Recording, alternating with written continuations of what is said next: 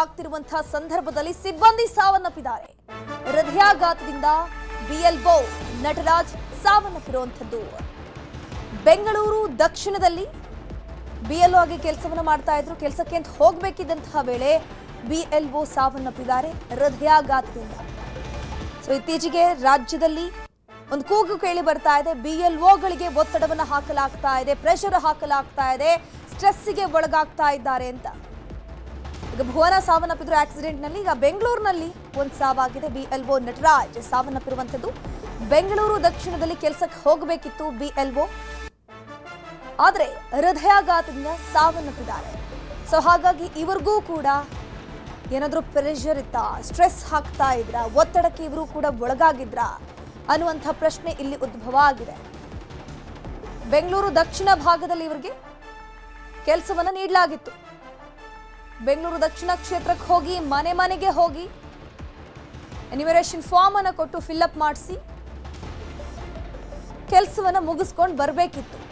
ಇನ್ನೇನು ಕೆಲಸಕ್ಕೆ ಹೋಗಬೇಕು ಅನ್ನುವಂಥ ಸಂದರ್ಭದಲ್ಲಿ ಬಿಎಲ್ಒ ನಟರಾಜ್ ಸಾವನ್ನಪ್ಪಿದ್ದಾರೆ. ನಿನ್ನೆ ಎಸ್ಐಆರ್ ಕೆಲಸ ಮುಗಿಸಿ ನಟರಾಜ್ ಬಂದಿದ್ರು. ನಟರಾಜ್ ಸಾವಿನ ಬಗ್ಗೆ ಶಾಸಕ ಸುರೇಶ್ ಕುಮಾರ್ ಕೂಡ ಪೋಸ್ಟ್ ಅನ್ನ ಹಾಕಿದ್ದಾರೆ. 25 ವರ್ಷಗಳಿಂದ ಸುರೇಶ್ ಕುಮಾರ್ಗೆ ಈ ನಟರಾಜ್ ಸ್ನೇಹಿತರಾಗಿದ್ರಂತೆ. ಶಾಸಕರಿಗೆ ಸ್ನೇಹಿತರಿವರು. ಇದರ ಬಗ್ಗೆ ಹೆಚ್ಚಿನ ಮಾಹಿತಿ ನೀಡ್ತಾ ಹೋಗ್ತಾರೆ ನಮ್ಮ ಪ್ರತಿನಿಧಿ ಹಂಸ. ದೂರವಾಣಿ ಸಂಪರ್ಕದಲ್ಲಿ ಜಾಯಿನ್ ಆಗಿದ್ರೆ ಹಂಸ, ಎಷ್ಟೊತ್ತಿಗಾಗಿರುವಂತಹ ಸಾವಿದು, ಮತ್ತೆ ಇವರು ಕೂಡ ಇಲ್ಲೇನಾದ್ರೂ ಸ್ಟ್ರೆಸ್ಸಿಗೆ, ಪ್ರೆಷರ್ಗೆ ಒಳಗಾಗಿದ್ರೆ, ಸಾಕಷ್ಟು ಒತ್ತಡಕ್ಕೆ ಒಳಗಾಗಿದ್ರೆ ಇವರು ಅಂತ? ಖಂಡಿತವಾಗಿಯೂ. ಯಾಕೆಂತ ಹೇಳಿದ್ರೆ ಎಸ್ಐಆರ್ ಪ್ರಕ್ರಿಯೆ ಮುಗಿಸಿ ನಿನ್ನೆಯಷ್ಟೇ ಬಂದು ಅವರು ಮಲಗಿದ್ರು.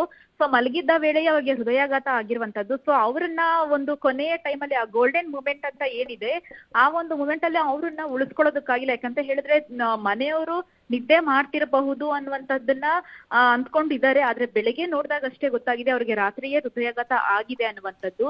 ಸೊ ಹೀಗಾಗಿ ಅವರು ಒಂದು ಪ್ರಾಣವನ್ನ ಬಿಟ್ಟಿರುವಂತದ್ದು. ಸೊ ಈಗ ಒಂದು ಸುರೇಶ್ ಕುಮಾರ್ ಅವರು ಶಾಸಕರೇನಿದ್ದಾರೆ ಅವರು ಕೂಡ ಒಂದು ಪೋಸ್ಟರ್ ಅನ್ನು ಕೂಡ ಹಾಕೊಂಡಿದ್ದಾರೆ.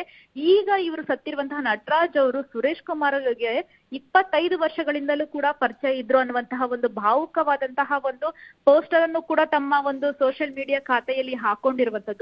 ಸೊ ಈಗ ಈ ಒಂದು ಎಸ್ಐಆರ್ ಪ್ರಕ್ರಿಯೆಗೆ ಹೋಗಿದ್ದ ಸಿಬ್ಬಂದಿ ಸಾವನ್ನಪ್ಪಿರುವಂತದ್ದು. ಸೊ ಎಲ್ರಿಗೂ ಕೂಡ ಒಂದು ಬೇಜಾರನ್ನ ತಂದಿರುವಂತದ್ದು. ಸೊ ಹೀಗಾಗಿಯೇ ಒಂದು ಇವರ ಒಂದು ಅಂತ್ಯಕ್ರಿಯೆ ಕೂಡ ಇವತ್ತು ಮಾಡೋದಕ್ಕೆ ಈಗಾಗಲೇ ಎಲ್ಲಾ ರೀತಿಯಾದಂತಹ ಒಂದು ಸಿದ್ಧತೆಗಳನ್ನ ಮಾಡ್ಕೊಂಡಿರುವಂತದ್ದು. ಸೊ ಈ ಒಂದು ಪ್ರಕ್ರಿಯೆಯಿಂದ ಮುಗಿಸೋದಕ್ಕೆ ಎಲ್ಲಾ ಕುಟುಂಬಸ್ಥರು ಕೂಡ ಮುಂದಾಗಿರುವಂತದ್ದು.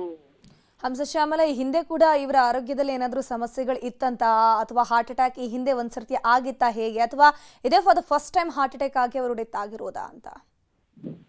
ಅಂದ್ರೆ ಈಗ ನೋಡೋದಾದ್ರೆ ಯಾವುದೇ ಒಂದು ಬ್ಯಾಕ್ ಗ್ರೌಂಡ್ ಇರಲಿಲ್ಲ ಅನ್ನುವಂತಹ ಮಾಹಿತಿ ಇದೆ. ಅಂದ್ರೆ ಅವರು ನಿನ್ನೆ ಮೊನ್ನೆಯಿಂದಲೂ ಕೂಡ ಏನು ಎಸ್ಐಆರ್ ಪ್ರಕ್ರಿಯೆ ಆರಂಭವಾಗಿತ್ತು, ಅವರು ತುಂಬಾನೇ ಆಕ್ಟಿವ್ ಆಗಿನೇ ತುಂಬಾ ಓಡಾಡ್ತಿದ್ರು. ಮನೆ ಮನೆಗೆ ತೆರಳಿ ಈ ಒಂದು ಪ್ರಕ್ರಿಯೆನ ಮುಗಿಸ್ಕೊಂಡು ಬರ್ತಿದ್ರು. ಅವ್ರಿಗೆ ದಿನನಿತ್ಯ ಎಷ್ಟು ಒಂದು ಮನೆಗಳನ್ನ ರೀಚ್ ಮಾಡ್ಬೇಕು ಅಂತಿತ್ತು ಅದನ್ನೆಲ್ಲವನ್ನು ಕೂಡ ಅವ್ರು ಅಚ್ಚುಕಟ್ಟಾಗಿ ನಿರ್ವಹಿಸಿದ್ರು. ಅಂತಹ ಸಂದರ್ಭದಲ್ಲಿ ಅವ್ರಿಗೇನು ಒಂದು ರೀತಿಯಾದಂತಹ ಒಂದು ಸಮಸ್ಯೆಗಳು ಕಂಡು ಬಂದಿರ್ಲಿಲ್ಲ. ಈಗ ಎಲ್ಲರಿಗೂ ಕೂಡ ಒಂದಷ್ಟು ಸ್ಟ್ರೆಸ್ ಮತ್ತೆ ಓಡಾಟದಿಂದಲೂ ಕೂಡ ಒಂದು ಬೇರೆ ಬೇರೆ ಕಾಯಿಲೆಗಳಾಗುವಂತ ಸಂಭವ ಇರುತ್ತೆ. ಈಗ ಹಾರ್ಟ್ ಅಟ್ಯಾಕ್ ಯಾರಿಗ್ ಬೇಕಾದ್ರೂ ಆಗಬಹುದು, ಆರೋಗ್ಯವಂತ ವ್ಯಕ್ತಿಗೂ ಕೂಡ ಆಗಬಹುದು. ಸೊ ಇವರ ಕೇಸ್ನಲ್ಲೂ ಕೂಡ ಈಗ ಅದೇ ಆಗಿರುವಂತದ್ದು. Thank you Hamsa Shyamala.